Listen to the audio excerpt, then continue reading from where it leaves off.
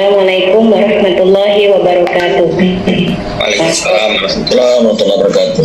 Rabbi shrah li sadri wa yassir li amri wahlul 'uqdatam min lisani yafqahu qawli, amma ba'du. Alhamdulillah, pada pagi hari ini kita panjatkan syukur kita kepada Allah Subhanahu wa taala yang telah banyak memberikan kita kenikmatan, nikmat iman, nikmat Islam dan nikmat sehat, sehingga pagi hari yang cerah ini dan insya Allah ridhoi saya selaku penulis dan peneliti bisa melakukan sidang ujian proposal disertasi. Tak lupa pula salawat dan salam kita hadirkan kepada Nabi besar kita, Nabi Muhammad SAW. Untuk yang pertama kali, terima kasih atas waktunya untuk mengelola ujian. Pertama-tama saya ucapkan dan yang kami hormati yaitu Ketua Sidang Profesor Dr. Haji Ahmad Syukri SS MAG, Sekretaris Sidang Dr. Hajah Ramla MSY, promotor yang kami hormati Profesor Dr. Haji Muhtar MPD, ko-promotor yang kami hormati Dr. Haji Kasbul Anwar MPD, penguji 1 yang kami hormati Profesor Samsu MPDI PhD, penguji 2 Dr. Jamaluddin MPDI, pengelola ujian materi dan SPD, dan Anissa Respiarni MPD. Untuk judul proposal saya kali ini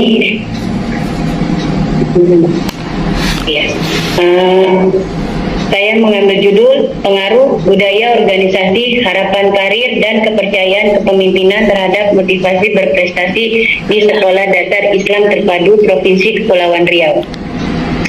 Di bab 1 saya mengambil latar belakang motivasi berprestasi guru. Dalam penelitian ini adalah karakteristik dalam diri guru untuk melakukan perubahan besar di dalam tugasnya secara sungguh-sungguh agar dapat meningkatkan kesuksesan demi mewujudkan keinginan untuk meraih prestasi kerja yang gemilang sebagai tuntutan dalam karirnya sebagai pendidik.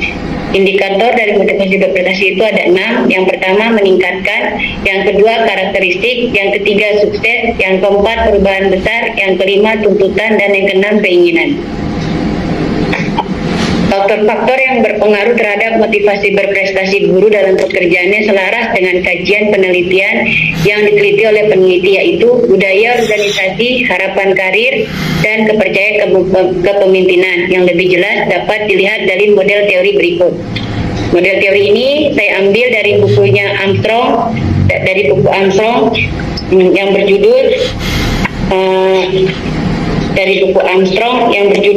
Armstrong Handbook of Human Resource Management Practice.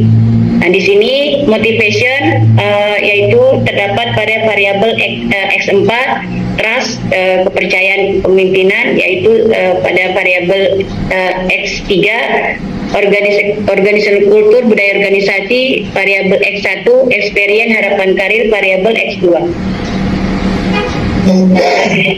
Maka utama dari faktor-faktor yang telah ditemukan di atas dapat diindikasikan bahwa motivasi berprestasi dipengaruhi oleh adanya kesempatan bagi orang-orang untuk berkembang sesuai kemampuan mereka di organisasinya, sehingga guru seharusnya memiliki motivasi berprestasi. Berdasarkan pola pikir tersebut dianggap perlu untuk meneliti pengaruh budaya organisasi, harapan karir, dan kepercayaan kepemimpinan terhadap motivasi berprestasi di Sekolah Dasar Islam Terpadu Provinsi Kepulauan Riau. Maka identifikasi masalah yang dituangkan oleh penulis dalam penelitiannya itu ada 10. Pembatasan masalahnya, ruang lingkupnya terbatas, ruang lingkup penelitian terdiri dari 4 variabel. Variabel bebasnya yaitu budaya organisasi sebagai variabel X1, harapan karir variabel X2, dan kepercayaan kepemimpinan variabel X3. Sedangkan variabel terikatnya yaitu motivasi berprestasi pada variabel X4. Rumusan masalah yang tertuang dalam proposal penulis juga ada 10. Nah, kajian teorinya di bab 2, motivasi berprestasi X4. Konstruksinya, motivasi berprestasi guru dalam penelitian ini adalah karakteristik dari diri guru untuk melakukan perubahan besar di dalam tugasnya secara sungguh-sungguh agar dapat meningkatkan kesuksesan demi mewujudkan keinginan untuk meraih prestasi kerja yang gemilang sebagai tuntutan dalam karirnya sebagai pendidik. Indikatornya ada 6. 1. Meningkatkan, 2. Karakteristik, 3. Sukses, 4. Perubahan, 5. Tuntutan, dan 6. Keinginan. Selanjutnya ada variabel X1 yaitu budaya organisasi. Konstruksinya adalah budaya organisasi adalah pedoman yang dianut oleh guru yang berisikan nilai-nilai, norma, keyakinan, dan perbaikan perilaku anggotanya dalam upaya meningkatkan kualitas pekerjaannya. Indikatornya ada 6. Yang pertama, kualitas. Yang kedua, perbaikan. Yang ketiga, keyakinan. Yang keempat, asumsi. Yang kelima, norma. Dan yang keenam, nilai-nilai. Selanjutnya, ada harapan karir yang masuk dalam variabel X2. Harapan karir dalam penelitian ini adalah upaya persepsi individu dalam mengasah bakat, melakukan perencanaan, bekerja keras, proses, dan strategi yang tepat dalam menata karirnya. Indikatornya harapan karir ada 6. 1. Memotivasi. 2. Bekerja keras. 3. Strategi. 4. Proses. 5. Bakat. 6. Perencanaan. Dan yang terakhir ada kepercayaan kepemimpinan dalam variabel X3. Konstruksinya, kepercayaan kepemimpinan dalam penelitian ini adalah keberhasilan seorang pemimpin dalam organisasi, salah satunya adalah dapat menerapkan konsep yang terorganisir dan bertanggung jawab serta meningkatkan komitmen, kejujuran, dan hasil yang maksimal dalam masa kepemimpinannya. Indikatornya ada 6. Pertama, kejujuran. 2. Komitmen. 3. Integritas. 4. Terorganisir. 5. Hasil. Dan 6. Peningkatan. Kerangka berpikir penulis sudah menuangkan dalam proposalnya ada 10 kajian terdahulunya juga dituangkan dalam isi proposal ada 8 bersumber dari jurnal dan 8 lagi bersumber dari disertasi yang telah disintesis persamaan dan perbedaannya. Hipotesis penelitian tertuang dalam isi proposal juga ada 10. Selanjutnya, yang terakhir di bab 3 ada metopen. Peneliti menggunakan metodologi kuantitatif. Metode ini sebagai metode ilmiah karena telah memiliki kaidah-kaidah keilmuan yang konkret, empiris, objektif, terukur, rasionalis, dan sistematis. Teknik analisis data digunakan oleh penulis adalah analisis PET atau PET analisis yang merupakan teknik analisis yang digunakan untuk mempelajari hubungan kausal antara variabel bebas dan variabel tak bebas. Selanjutnya populasinya yaitu Sekolah Dasar Islam Terpadu di Provinsi Kepulauan Riau sebanyak 1.353 guru dari 72 sekolah. Penulis mengambil dari data sekolah Kemendikbud secara online. Maka sampel yang digunakan adalah sampel area sampling, sampel yang berdasarkan wilayah geografis. Maka ada 3 yang diambil oleh penulis. Yang pertama wilayah barat, yaitu Kabupaten Karimun, ada sekolah SDT Al-Madinah TPI Timur. Yang kedua wilayah barat Karimun, SDT Al-Madinah TPI Timur. Ada wilayah timur yang diwakili oleh Kota Tanjung Pinang, ada SD Swasta Islam Terpadu Cendekia Tebing. Dan yang terakhir wilayah tengah diwakili oleh Kota Batam, ada SDIT Darussalam. Dan penulis juga menggunakan ini yang sama-sama terakreditasi A. Semuanya diambil A, maka sampelnya berjumlah 146 guru. Data yang digunakan oleh penulis, teknik pengumpulan datanya yang pertama observasi, penulis melakukan wawancara langsung kepada kepala sekolah dan guru. Yang kedua angket, dan yang terakhir dokumentasi sekolah, dokumentasi data awal. Demikianlah presentasi singkat dari PPT saya. Wabillahi taufiq wal hidayah. Assalamualaikum warahmatullahi wabarakatuh. Waalaikumsalam warahmatullahi wabarakatuh. Hormati Pak Ketua ya, yang mimpin sidang pada hari ini, Prof Sam yang masih hangat dan aktual, Prof Jam minus SK, dan sekretaris sidang Ibu Ramlah ya.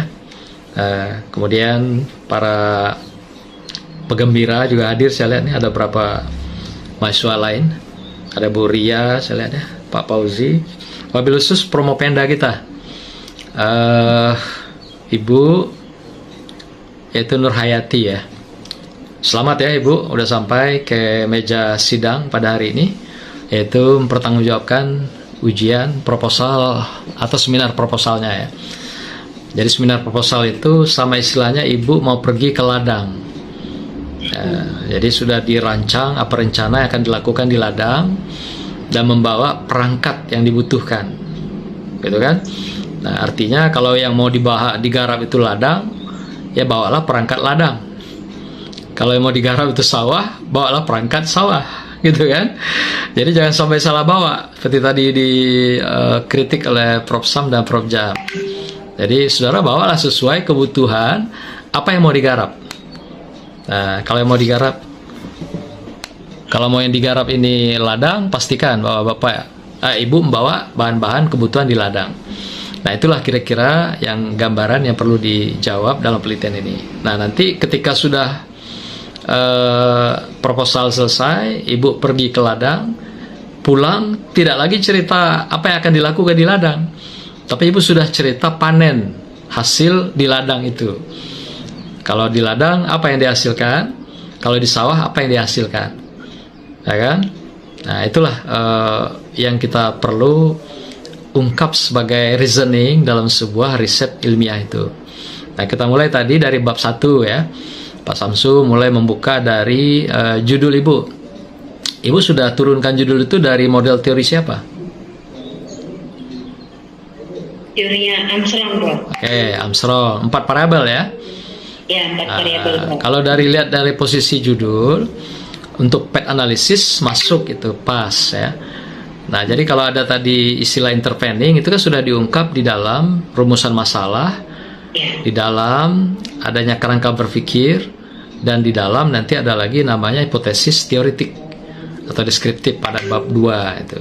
Itu sudah terungkap di sana. Kalau ada yang mau diungkap secara signifikan, itu di kerangka berpikir. Mungkin ibu belum baca proposalnya gitu ya. Para ibu sudah tulis itu sebenarnya. Tapi tugas penguji memang begitu. Sengaja dia menggelitik mencari urat geli ibu gitu kan. Nah, itulah hebatnya peneliti. Yang ibu nggak terasa geli, dia tahu itu geli gitu kan. Jadi tugas kami penguji begitu. Jadi mencari urat geli ibu itu. Nah, ketahuan itu tadi ya. Ibu Nur belum baca secara seutuhnya proposal itu. Padahal apa yang ibu tulis ada semua di sana gitu. Kalau mau dijawab secara apa yang tekstual gitu ya. Nah, jadi menarik itu ya. Sama juga ada Pak Prof. Jamal tadi di latar belakang itu berangkat dari diskursus. Kalau istilah dia tadi perdebatan. Jadi diskursus kalau filsafat ilmu itu diskursus teoritik dan empirik. Nah, sehingga apa yang ditampilkan di sana menjadi sebuah, katakanlah menjadi tren gitu, menjadi aktualita, sehingga itu menjadi latar yang mendorong ibu untuk melakukan pengembangan penelitian lanjutan gitu. Itu istilah diskursus ya kalau dalam filsafat ilmu itu. Nah, itu memang lebih diperdalam, dipertajam. Nanti kalau itu sudah ada, sebenarnya sebagian sudah ada. Tadi di awal ibu membuka seminarnya sudah ibu sampaikan. Cuma sama persis apa yang ibu sampaikan dari yang ibu tulis itu wallahu alam. Coba nanti dicek kembali ya. Itu penting saya kira didudukkan. Nah, kemudian masalah teori tadi juga dikritik oleh Prof. Sam. Benar itu. Jadi ibu emang satu sisi sudah punya grand theory model. Nah, sisi kedua punya kekuatan sandaran teori masing-masing variabel. Ya, mulai dari X4 apa tadi motivasi berprestasi itu dari McLellan ya kan, teori manajemennya. Berarti dalami narasi dari McLellan.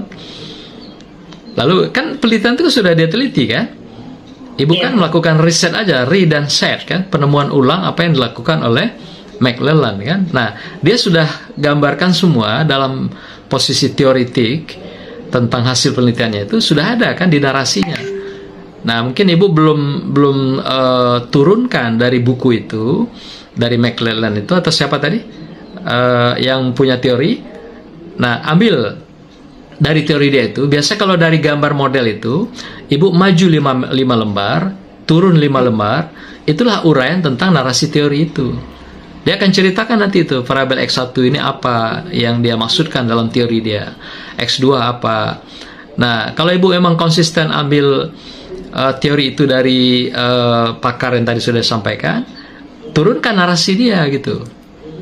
Nah, persoalan nanti untuk memperkaya komplement teori, boleh dikembangkan dari pengertian, definisi, ya. Kalau istilah saya itu AKKDP, ya.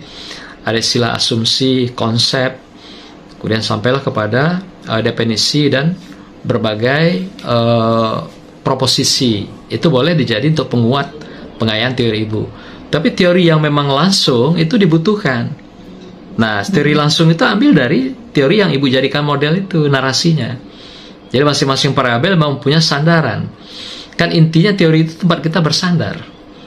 Teori itu tempat peneliti bersandar. Jadi kalau teorinya tidak ada, ya nggak ada sandaran. Kalau tidak ada sandaran, bagaimana dia menjadi titik tolak untuk melangkah pada pengembangan teoretik dan empirik berikutnya gitu. Apalagi Ibu kan kuantitatif. Kuantitatif itu memang dia menguji teori, membuktikan teori gitu. Teori ya, dari judul tadi parabel turun ke teori turun ke konstruk turun ke indikator masuk ke kisi-kisi baru dikembangkan menjadi instrumen. Nah gitu. Nah perihal tadi ada saran apa dimensinya atau aspek. Nah memang tidak semua teori itu punya dimensi, kecuali kalau seperti misalnya motivasi tadi itu ada dimensi intrinsik dan ekstrinsik. Atau juga teori misalnya sikap itu kan ada 3, kognitif, afektif, dan konatif. Itu dimensinya. Jadi tidak semua teori dia punya dimensi. Maka itu boleh dari teori langsung turun ke indikator. Karena tidak semua teori punya dimensi seperti motivasi dan atau sikap itu. Nah, konsistensi ini penting. Jadi artinya jangan dipaksakan kalau sebuah teori tidak ada dimensi atau aspek, jangan dipaksakan dibikin gitu. Itu nanti mengada-ada. Kita turunkan aja apa adanya yang secara natural dari teori itu, dan tidak kita bikin-bikin bahwa itu seakan-akan ada dimensi dan aspek. Nah itu mungkin catatan nanti supaya kita bisa dudukkan teori itu secara proporsional gitu. Nah terakhir tadi banyak diangkat masalah metodologi. Nah, metodologi memang tidak perlu detail atau retail sama sekali yang terkait dengan katakan uraian-uraian konsepnya. Tapi secara katakan konkret perlu disampaikan. Seperti misalnya Ibu menggunakan metode penelitian ini dari siapa? Creswell misalnya. Kan itu kalau udah standar lah ya untuk penelitian hari ini ya. Kalau mau buku-buku lama itu juga sudah dimodif baru, itu ada buku Tuckman, itu bagus sekali. Conducting Education Research gitu ya. Jadi panduan riset dalam pendidikan khusus manajemen gitu. Nah, coba nanti lihat itu bukunya, bagus sekali. Kalau saya sering katakan itu Tukiman. Nama dia Tuckman namanya. Nah, tapi kalau di Jawa kan Tukiman gitu kan. Jadi Mas Tukiman ya. Ibu Nur sendiri kan orang Jawa kan? Orang Jakarta ya? Iya. Suaminya Bugis ya? Iya, Bro. Sulawesi ya. Orang Bone. Ini penguji Ibu berdua ini kebetulan sekampung nih, satu kampung halaman ini. Ya, Prof Sam, Prof Jam ini dua-duanya orang Bugis ini. Tapi orang Bugis yang sudah jinak, Bu, jangan khawatir. Iya. Ya, sudah softly lah ya. Jadi setting kayaknya. jadi Ibu gak usah takut lagi, beliau sudah jinak kok. Sudah sama dengan yang di rumah lah Bugisnya gitu. Baik. Yang sisanya dibugiskan. Ya. Jadi saya kira yang teknis dari Prof Sam dan Prof Jam tadi Ibu ikuti saja teknik ya, dan kemudian berpeganglah dengan pedoman yang sudah dibakukan di pasca gitu ya, supaya Ibu selamat dalam perjalanan. Mulai dari footnote, penggunaan ayat. Jadi artinya yang tidak penting dikurangi, ya kan, dieliminir atau dibuang sama sekali. Nah, gitu. Dan kelengkapannya nanti dicek lagi. Dan yang paling penting Ibu juga dudukkan secara proporsional instrumennya itu, seperti tadi disarankan. Mana instrumen itu untuk pimpinan? Kan bisa juga ya, kan ada nanti populasi, sampel, unit analisis, ada responden. Nah ingat, populasi itu totality lokasi yang kita teliti. Ya, sampel adalah sebagian yang mewakili populasi. Nah, unit analisis orang yang diteliti. Responden orang yang memberikan informasi. Nah, dalam konteks ini nanti ada mungkin yang kaitannya kepada pimpinan. Coba tadi di antara parabel Ibu apa? Yang pertama X1 apa? Satunya budaya organisasi, Prof. Nah, berarti itu langsung ke guru. Ya, budaya organisasi ya. Yang kedua apa? X2? Harapan karir, Prof. Harapan karir. Oke, masih yang berikut ke guru itu. Terus yang ketiga? Yang ketiga, kepercayaan kepemimpinan, Prof, terhadap kepala. Nah, itu pada kepimpinan itu berarti saran Prof Sam tadi. Jadi kepercayaan kepada pimpinan itu model pertanyaannya pernyataannya nanti ya artinya mulai dari pimpinan. Jadi ibu buat statementnya, pimpinan saya memberikan ruang untuk kami bisa maju dan berkembang. Itu kan memenuhkan harapan itu. Jadi modelnya gitu, pimpinan saya. Nah, nanti jawabannya opsinya kalau skala Likert itu angket. Itu bisa gunakan sangat setuju, opsinya paling baik, atau juga sangat ekstrimnya sangat tidak setuju. Sangat setuju, setuju, netral, tidak setuju, dan sangat tidak setuju. Nah, jadi opsinya begitu. Pimpinan saya itu pergi ke sana nanti. Nah, berarti di sini yang jadi unitnya adalah pimpinannya, dan yang menjadi sumber respondennya adalah gurunya gitu. Nah, itu maksudnya ke situ. Jadi dari 3 parabel, ada 4 parabel Ibu itu. X1 guru, dia langsung respondennya.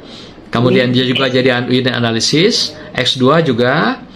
Nah, X3 unit analisisnya pimpinan. Pimpinan saya, ya. Nah, kemudian yang menjadi respondennya guru. X4 sama apa? Motivasi? Prestasi. Berarti itu guru juga. Dan unit analisisnya guru gitu. Jadi itu teknik dalam mengembangkan instrumennya nanti supaya tidak rancu menempatkan instrumen itu untuk siapa gitu. Agar datanya juga nanti jangan bias. Bias itu bohong gitu. Salah sasaran. Kita nembak burung yang kena rusa. Itu kan nggak kena sasarannya, Bu. Apalagi Ibu ini kan Ibu Nur ini ahli memanah ini, Prof Jam dan Prof Sam. Kapan-kapan ke Batam diundangnya ke lapangan panahnya nanti. Nah, jadi Ibu ya berkuda juga jago Ibu ini. Jadi Ibu betul-betul harus tepat sasaran panahnya gitu, jangan salah tembak gitu ya. Nah, jadi itu maksudnya instrumen yang disiapkan. Saya kira itu saja untuk pengayaan apa yang sudah disampaikan tadi, baik itu pertanyaan, sanggahan, semuanya sangat fresh saya kira, sesuai dengan kepresan dua tokoh kita ini ya, yang selalu saya lihat selalu press ya, tidak pernah ada istilahnya kehilangan elans. Nah, itu kalau Prof Sam itu begitu ya.